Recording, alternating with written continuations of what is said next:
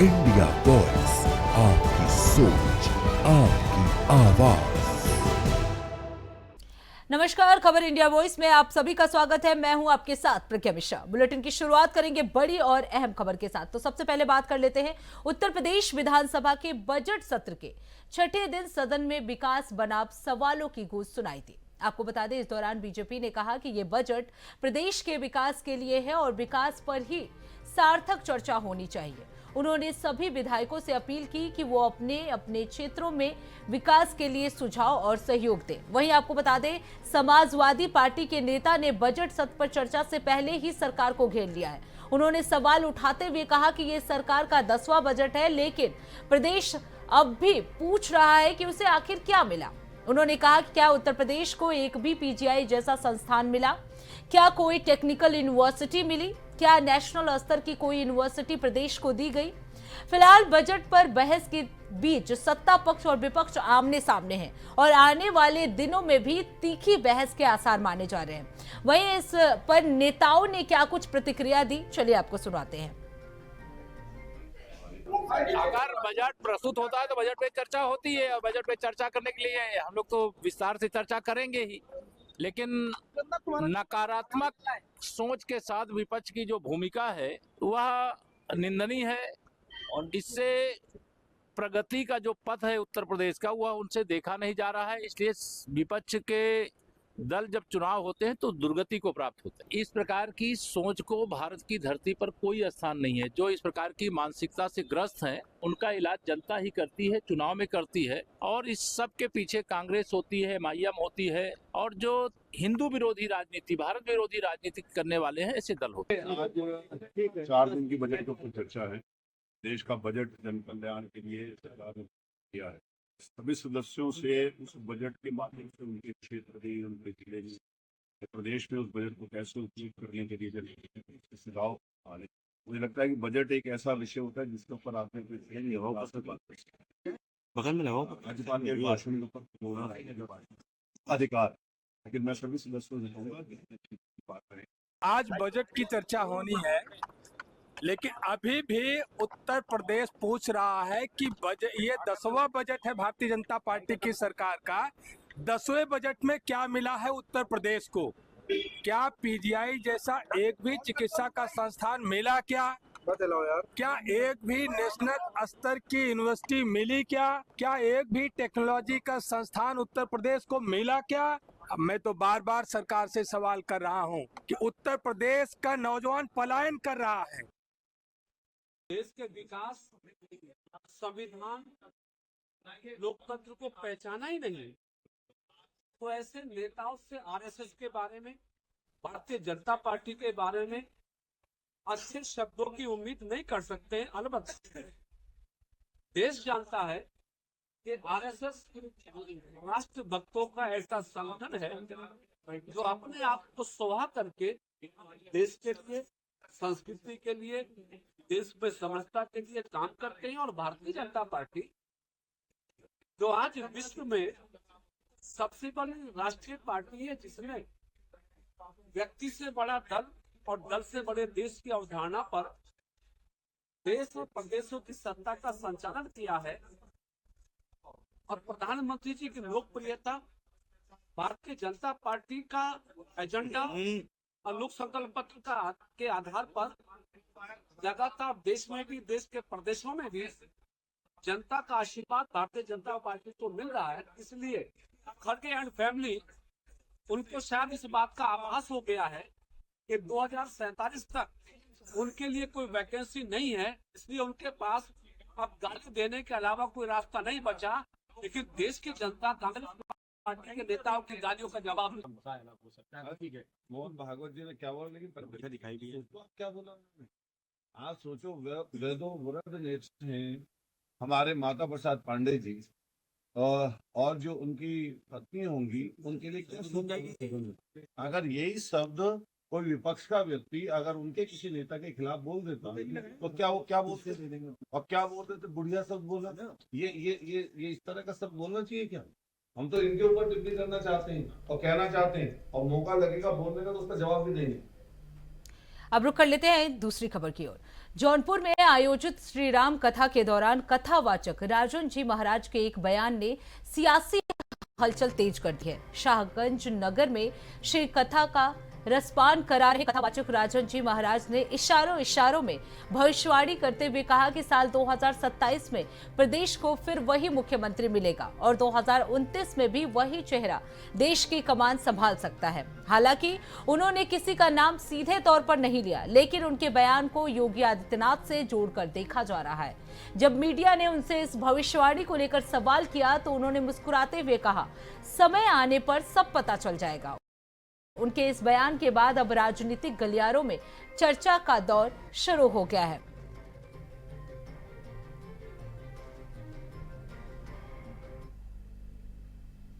अब रुक कर लेते हैं अगली खबर की। लखनऊ में आज सुबह राजधानी के कोर्ट परिसर में अचानक हड़कंप मच गया जब मेल के जरिए धमकी मिली कि कोर्ट को बम से उड़ाया जाएगा। सूचना मिलते ही वजीरगंज पुलिस और डॉग स्क्वाड टीम तुरंत मौके पर पहुंची और सुरक्षा व्यवस्था को कड़ी कर दिया गया। कोर्ट के अंदर सभी क्षेत्रों की चेकिंग की गई और आसपास के इलाकों में निगरानी बढ़ा दी गई। पुलिस ने पूरे परिसर को सील कर दिया है और आने जाने वाले सभी लोगों की तलाशी ली जा रही है। इस धमकी के कारण कोर्ट का कामकाज फिलहाल प्रभावित है। पुलिस अधिकारी घटना की जांच में जुटे हैं और धमकी भेजने वाले की पहचान के लिए मेल और डिजिटल ट्रेल को ट्रैक किया जा रहा है।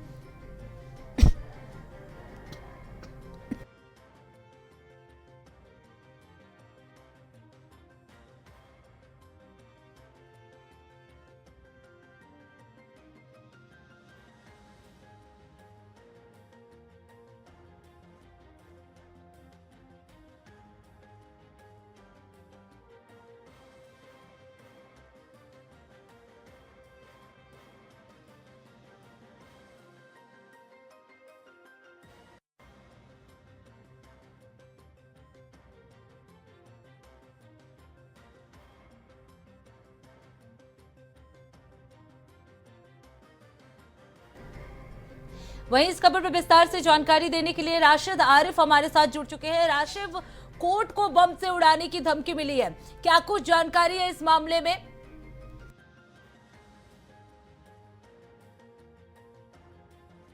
दो दिन पहले भी दी गई थी शनिवार को, जिसके बाद में कोर्ट में पूरा कहीं कुछ नहीं पाया गया। उसके बाद में आज फिर सुबह जो है एक धमकी मेल के जरिए मिलती है कि हम कोर्ट को उड़ा देंगे बम से। उसके बाद में थाना वजीरगंज इंस्पेक्टर अपने तमाम फोर्स के साथ में कोर्ट पहुंचते हैं और वहां जाके तलाशी लेते हैं और उसके बाद में अभी तक के वहां पे कुछ नहीं मिला है। तो पूरे मामले को लेकर जिस तरह से उत्तर प्रदेश के अलग अलग जिलों में भी कई कोर्टों को धमकी दी गई, उसके बाद में सर्च ऑपरेशन चलाया गया। ये माना जा रहा है कि धमकी देने वाला जो है उसको वो कोई लोकल है, तो उसके लेकर लगातार जो है ये जांच एसटीएफ को दे दी गई है। एसटीएफ पूरी जांच को देख रही है। अब देखने की बात ये होगी कि इसमें किसके साथ जुड़े हैं, कौन लोग हैं, कोई शरारत कर रहा है या फिर इस तरह की धमकी किसी बैंक के जरिए दी जा रही है, या आप ये कह सकते हैं कि कोई भी आतंकवादी संगठन है, या कौन लोग हैं जो इस तरह की धमकी दे रहे हैं। हालांकि पूरे मामले को लेकर सर्च किया गया है लेकिन कोर्ट में कुछ नहीं मिला। इसकी जांच जो है अब एसटीएफ करेगी। बिल्कुल राशिद, कामकाज भी क्या प्रभावित हुआ इस दौरान? नहीं, देखिए बिल्कुल आपको बता दें कि सुबह सुबह का समय जब होता है तो उस वक्त वादी और उसके बाद में कचहरी में अधिवक्ता पहुंचते। जब इस तरह की सूचना मिली और मौके पर पुलिस पहुंची, एहतियातन सभी लोगों को जो है अपने चैम्बर से वकीलों अधिवक्ताओं से कहा गया कि आप चैम्बर को छोड़ के बाहर आ जाइए और सर्च ऑपरेशन होने जा रहा है। तो सर्च किया गया तो तमाम दिक्कतें हुई अधिवक्ताओं को, वादी को। तमाम ऐसे मामले हैं जो सुबह जो है जज बैठते हैं और सुनवाई होती है, पेशी होती है, तमाम तरीके के कार्य होते हैं, वो प्रभावित भी हुए। उसी के बाद में बता दें आपको सिविल है और उसके बाद रजिस्ट्रार ऑफिस है, हाई कोर्ट, तीनों लखनऊ में आती पाते। तो एहतियातन तीनों कोर्ट में सर्च ऑपरेशन चलाया गया, सभी चीजों को जो है देखा गया। तो उसके बाद में बड़ी दिक्कतें अधिवक्ताओं को भी हुई, वादियों को हुई और उसके बाद में जो जजेस थे उनको भी जो है कोर्ट से कहा गया कि आप अभी बाहर रहिए। तो उसके बाद में सर्च करने के बाद में अभी तक कुछ मिला नहीं है और सूचना फर्जी है या किस तरह की है, ये सारी विषयों पे जांच हो रही है। जी राशिद, बहुत बहुत धन्यवाद इस खबर पे विस्तार से जानकारी देने के लिए। तो फिलहाल रुकते एक छोटे से ब्रेक के लिए, ब्रेक के बाद जल्द लौटेंगे। देखते रहिए इंडिया वॉइस। तो ब्रेक के बाद एक बार फिर आप सभी का स्वागत है। रुक कर लेते हैं खबरों की ओर। कानपुर में भारत पाकिस्तान पर शानदार जीत के बाद उत्सव का माहौल देखने को मिला। आपको बता दें, T20 वर्ल्ड कप के महामुकाबले में टीम इंडिया ने पाकिस्तान को 61 रनों से हराकर ऐतिहासिक जीत दर्ज की है। हाई वोल्टेज मुकाबले में भारतीय खिलाड़ियों के दमदार प्रदर्शन ने फैंस को रोमांचित कर दिया। जैसे ही जीत पक्की हुई, शहर के कई इलाकों में युवाओं ने सड़कों पर उतरकर आतिशबाजी और ढोल नगाड़ों की थाप पर जमकर डांस किया। लोग एक दूसरे को मिठाई खिलाकर और भारत माता के जयकारे लगाकर जीत का जश्न मनाते रहे। वहीं तिरंगे के साथ टीम इंडिया का सम्मान किया गया। आपको बता दें, कानपुर वासियों के अलावा पूरे देश में जीत का उत्साह फैला और ये विजय देशवासियों को गर्व और खुशी से भर देने वाला साबित हुआ। भारत के शानदार जीत ने देश भर में क्रिकेट प्रेमियों की एकजुट और उत्साहित किया।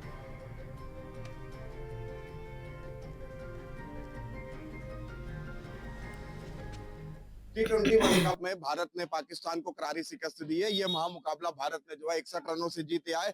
इसी के साथ आप देख सकते हैं देश भर में जश्न शुरू हो चुका है। कानपुर की बात करें तो आप कानपुर में भी देख सकते हैं किस तरीके से जो है भारत माता के जय के नारे लग रहे हैं। आपको बता दें कि यहाँ पर आतिशबाजी हो रही है, लोगों में जो है अति उत्साह देखने को मिल रहा है। आप देख सकते हैं किस तरीके से जो है ढोल बजाया जा रहा है। जो प्रशंसक है, भारतीय टीम के जो प्रशंसक है, उनमें जो है खुशी की लहर देखने को मिल रही है। आपको बता दें कि ये जो महामुकाबला था भारत और पाकिस्तान का, ये करोड़ों भारतीयों की एक भावना से जुड़ा हुआ था। ये सिर्फ क्रिकेट ही नहीं था, ये जो है भावनाओं से जुड़ा हुआ एक मैच था। आप देख सकते हैं कानपुर में किस तरीके से जो है डांस हो रहा है और जो लोग हैं अति उत्साहित है। हमारे साथ कुछ प्रशंसक, उनसे बातचीत करेंगे। सर, आज जो है भारत ने एक बेहतरीन जीत दर्ज की। बहुत रोमांचकारी मैच रहा है। मैंने आपको सुबह भी कहा था, सुबह आपने मेरी बाइट ली थी लाइव, उस समय भी मैंने कहा था कि हम कैसे मारेंगे, पटक के मारेंगे, और हमने पटक के ही मारा है। हम 100 के अंदर इनको आउट करते, लेकिन हमने सोचा 2-4 लोगों को बॉलिंग नहीं मिलती है, रिंकू सिंह जैसों को, हमने कहा यार तुम लोग भी बॉलिंग कर लो। उनके बॉलिंग करने से 100 से पार हो गए, नहीं तो ये 50-60 की टीम थी, हमें ज्यादा इसकी परवाह भी नहीं थी। अब हम सब लोग जागेश्वर बाबा के दर्शन करने जाएंगे, और इनको तो हमें हराना ही था। इतनी बुरी तरह हराया है कि शायद ये वर्ल्ड कप से पहले कह रहे थे मैं नहीं खेलूंगा, अब शायद ये दोबारा वापस चले जाएं। स्पेशल मूवमेंट कह रहा है मैच का, क्या खास रहा? स्पेशल मूवमेंट वही हमारे शुरुआत का ईशान किशन हमारे किशन कन्हैया की क्या बैटिंग थी। बॉलिंग भूल गए ये लोग, इतना मारा कि इन लोगों ने बॉलिंग ही भूल गए थे, और इन्होंने हमारे ऊपर प्रेशर बनाने के लिए शुरू में मारने की कोशिश की, तो मेरा बूम बुमराह उसने इनका सब छुड़ा दिया। देखिए आपकी जो जिस तरीके से भारत ने पाकिस्तान पर जीत दर्ज की है, करारी शिकस्त दी, आप देख सकते हैं किस तरीके से जो प्रशंसक है वो खुशी में झूम रहे हैं। साफ तौर पर जो है उत्साह देखने को मिल रहा है। हमारे साथ कुछ और लोग भी, उनसे बातचीत करेंगे। आज जीत दर्ज की है, एक बेहतरीन जीत दर्ज की है, क्या कहेंगे? इंडिया जीत गई, बात बढ़िया। हमारे साथ देखिए कुछ और लोग भी, उनसे बातचीत करेंगे। पाकिस्तान को करारी शिकस्त दी है भारत ने बहुत ही अच्छा खेला, जिसमें कि ईशान किशन ने जो बैटिंग करी है पाकिस्तान के चक्के छुड़ा दिए, और बुमराह की जो स्पेल रहा है, मतलब आपका उसमें पावर प्ले में, उसमें 2 विकेट लेना इंडिया का गेम चेंजर रहा है। भारत माता की, देखिए भारत माता की जय के जो है यहाँ पे नारे लग रहे हैं। हमारे साथ और लोग भी, उनसे बातचीत करेंगे। किस तरीके से आप इस मैच को देख रहे हैं? जैसा कि हम लोगों ने सुबह भी बोला था, आज पाकिस्तान को पटक के मारेंगे, और भगवान भोलेनाथ का दिन था तो हमने पटक के मारा। आपको बता दें कि महाशिवरात्रि के दिन आज ये महामुकाबला था। इसको लेकर पहले से ही लोगों में काफी उत्साह देखने को मिल रहा था। आप हमारे पीछे देख सकते हैं किस तरीके से जो क्रिकेट प्रेमी है वो ढोल की थाप पर जो है डांस कर रहे हैं। ये नवाबगंज का इलाका है, यहाँ पर देखिए भारत माता की जय के जो है नारे लग रहे हैं। इसके साथ ही आपको बता दें कि आतिशबाजी भी हो रही है। आपको बता दें कि इंडिया ने जिस तरीके से जीत दर्ज की है, वो कहीं ना कहीं जो है एक बड़ी जीत देखी जा रही है। कानपुर से कौस्तुभ मिसाइल दिया हुआ है। अब रुक कर लेते हैं अगली खबर की। मुरादाबाद में भारत पाकिस्तान पर शानदार जीत के बाद महाजश्न का माहौल देखने को मिला। आपको बता दें, शहर के नागरिकों और क्रिकेट प्रेमियों ने जीत का आनंद लेते हुए धूमधाम से जश्न मनाया। भारतीय क्रिकेटरों की कड़ी मेहनत और उत्कृष्ट खेल प्रदर्शन के कारण ये विजय संभव हो पाई। वहीं स्थानीय लोगों का कहना था कि पाकिस्तान टीम ने मैच शुरू होने से पहले ही अपनी हार मान ली थी। यही वजह थी कि वो खेल को लेकर नर्वस दिखाई दिए। मुरादाबाद के शिव मंदिरों में शिव भक्तों ने डमरू बजाकर और जयकारे लगाकर भारत की जीत पर खुशियां मनाई। इंडिया पाकिस्तान मुकाबले में जीत के बाद पूरे शहर में उत्सव का माहौल है।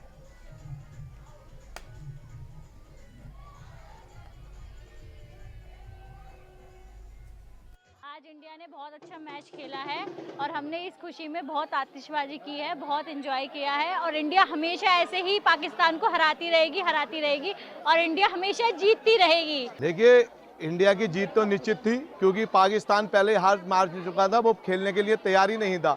वो तो इंटरनेशनल आईसीसी के दबाव में उसे ये मैच खेलना पड़ा और उसे इसका रिजल्ट पता था, वही हुआ जो होना था। इंडिया फिर जीती, एक बार फिर पाकिस्तान को फिर हार का मुंह देखना पड़ा। लेकिन ये पाकिस्तान पहले ही जानता था, वो खेलने के लिए किसी रूप में भी तैयार नहीं थे, लेकिन आईसीसी विश्व का दबाव था तो इसलिए उन्हें खेलना पड़ा। अब रुक कर लेते हैं अगली खबर की। मेरठ में भी T20 वर्ल्ड कप में भारत पाकिस्तान महामुकाबले में भारत की शानदार जीत के बाद क्रिकेट प्रेमी जश्न में डूब गए। आपको बता दें, भारतीय क्रिकेट टीम ने पाकिस्तान को 61 रनों से हराकर मैच अपने नाम किया। श्रीलंका के कोलंबो में खेले गए इस मुकाबले के बाद देर रात सड़कों पर जश्न मनाया गया। सैकड़ों फैंस हाथों में तिरंगा लेकर नारे लगाते रहे और ढोल नगारों पर जमकर नाचते हुए नजर आए। पूरे शहर में जीत का उत्साह जो है वो देखने को मिला।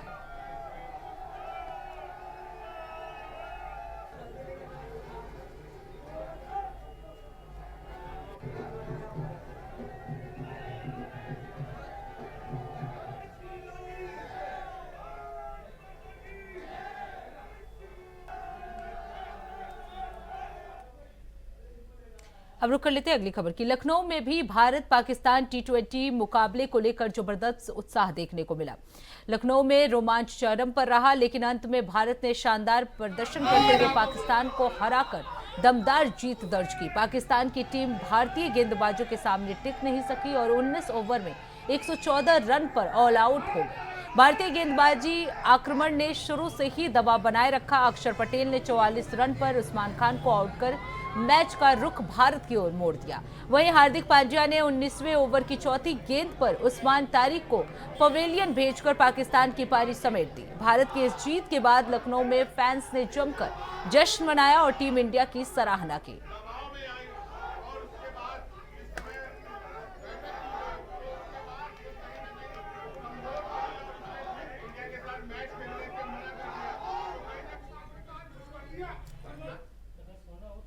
अब रुक कर लेते हैं अगली खबर की। खबर अलीगढ़ से है, जहां मामू भांजा इलाके में एक मोबाइल शॉप से युवक द्वारा मोबाइल चोरी करने का मामला सामने आया है। आपको बता दें, आरोपी युवक मोबाइल खरीदने के बहाने दुकान में दाखिल हुआ था।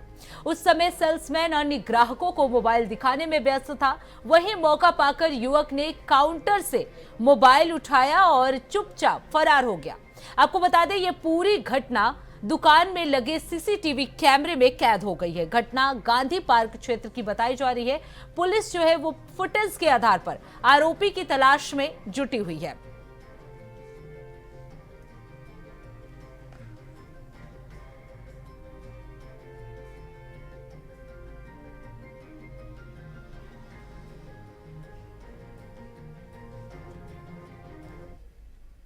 अब रुक कर लेते हैं अगली खबर की। खबर लखनऊ से है, जहां उत्तर प्रदेश एसटीएफ और साइबर क्राइम थाना की संयुक्त टीम को बड़ी सफलता मिली है। आपको बता दें, फर्जी लोन गिरोह के मास्टरमाइंड आमिर अहसन को IIM रोड से गिरफ्तार कर लिया गया है। आरोपी जनपद मऊ का रहने वाला है और BA आर्किटेक्ट शिक्षित बताया जा रहा है। पुलिस ने उसके पास से 4 लग्जरी गाड़ियां। इससे पहले 13 सितंबर 2025 को एसटीएफ ने बैंक मैनेजर गौरव समेत 4 आरोपियों को इस मामले में गिरफ्तार किया था, जिनकी पूछताछ में आमिर अहसन का नाम सामने आया था। पुलिस अब आगे की जांच पड़ताल में जुट गई है।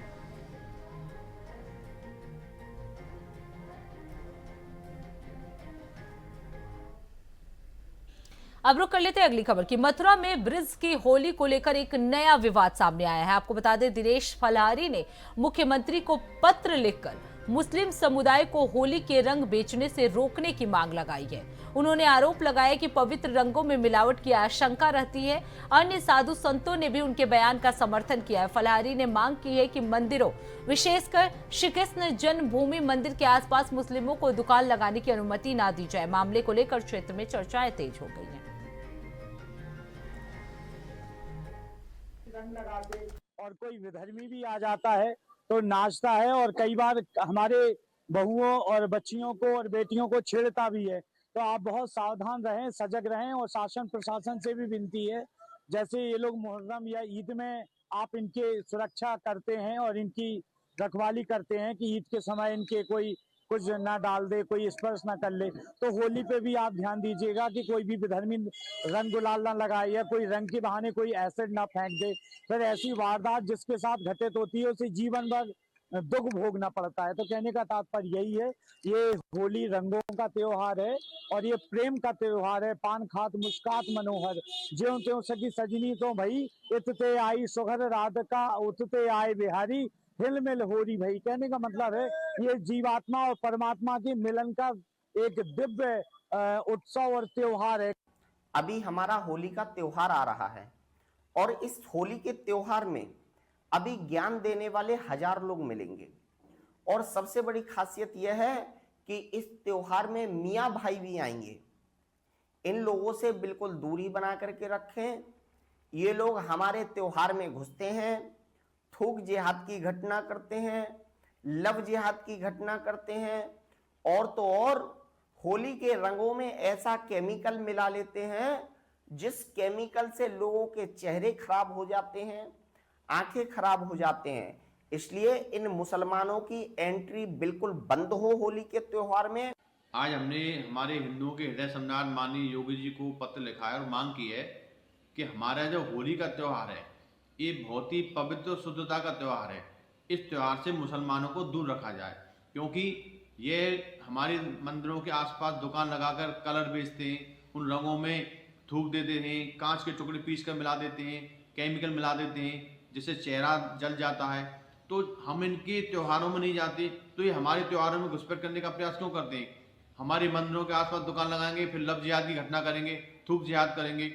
जब हम इनके मक्का मदीना नहीं जाते, इनके मज़ारों में नहीं जाते, इनके मदरसों में नहीं जाते, इनके मस्जिदों में नहीं जाते, तो ये हमारे त्योहारों में व्यापार करने क्यों आते हैं? वैसे तो इनको हमारी पवित्र ग्रंथों से नफरत है, हमारे होली के रंगों से नफरत है, हमारे त्योहारों से नफरत है, हिंदुओं को ये काफिर कहते हैं। तो फिर हिंदुओं के त्योहारों में व्यापार क्यों करते हैं? उस व्यापार के पैसे से ये मदरसों में भेजेंगे, वहाँ आतंकवादी जन्म लेंगे। इनके तो पढ़े लिखे डॉक्टर इंजीनियर भी आतंकवादी बन रहे। तो हमें जब इनसे कोई लेना देना नहीं है, तो ये हमारे त्योहारों में दुकान लगाने क्यों आते हैं? हमारे त्योहारों में ये होली के रंग ना बेचे, हमारे हिंदू भाई ही होली के रंग। तो इसी के साथ इस बुलेटिन में बस इतना ही। देश दुनिया की तमाम बड़ी खबरों के लिए देखते रहिए इंडिया वॉइस। तब तक के लिए नमस्कार।